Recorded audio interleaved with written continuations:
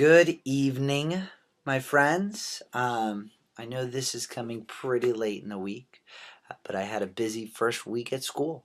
It was really actually pretty incredible. I love the students. We had back to school night, which was really fun, connecting with parents and sort of sharing with them my vision for the class. But without further ado, my first unit that we're going to be going into is realistic fiction, or basically the basics of storytelling.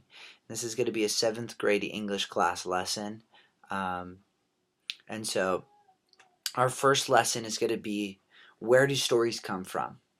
And so when I gather all the students around, I'm basically going to model how authors come up with stories, how they use their real life to come up with their ideas, authentic ideas, real ideas, small moments in their life. And then they take those ideas and they expand on them, and some of them turn into the most magical universes that have been made, like Harry Potter. Probably came from real experiences that that basically she just changed and added to create that world. So what we're going to do is we're just going to think about an experience that has really affected us in our life, something that really stands out in our life.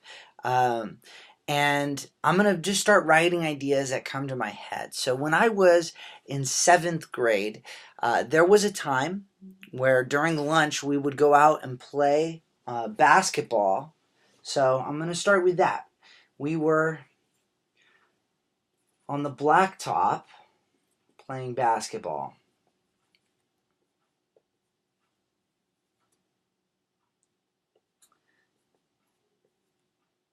Now, who are the characters in this story? Well, the main character in this story is my friend named Ryan Wong. And when we were playing basketball one day, as many of these 7th grade students will know, there is an army of seagulls that constantly harass every student. It seems like they only harass students, but so while we were out there playing basketball, Ryan Wong, I'll just say Ryan Wong, was going in for a layup.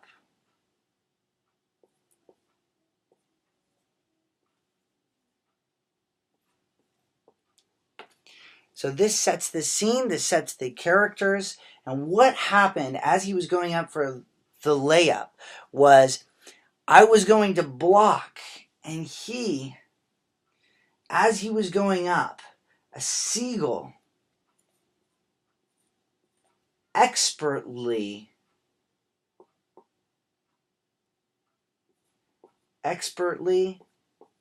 man, this is hard to hold this and write at the same time, expertly pooped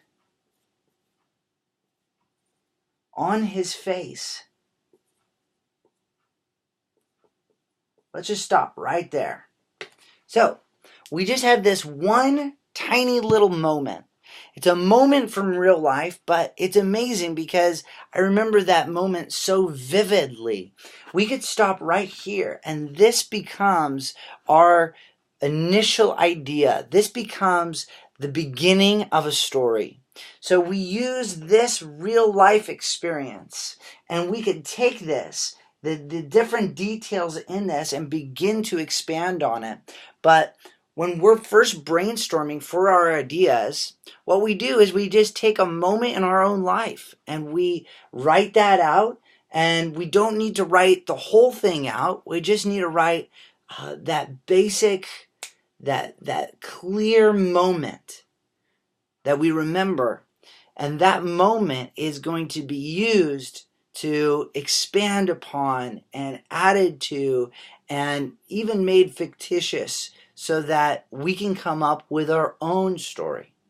And so from here, I'm going to send the students back to their desks where they sit in partners with their fellow students, and I'm going to have them come up with 3 ideas that come from their life that just are short excerpts, quick moments, glimpses into their life that they can then use as ideas for stories in the days to come.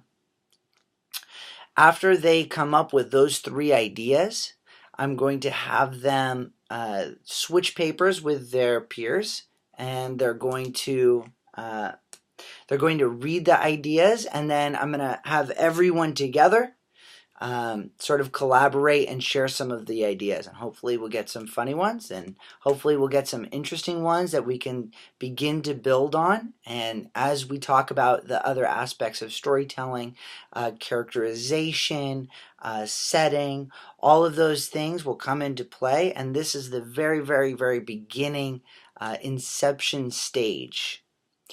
So that is my first lesson.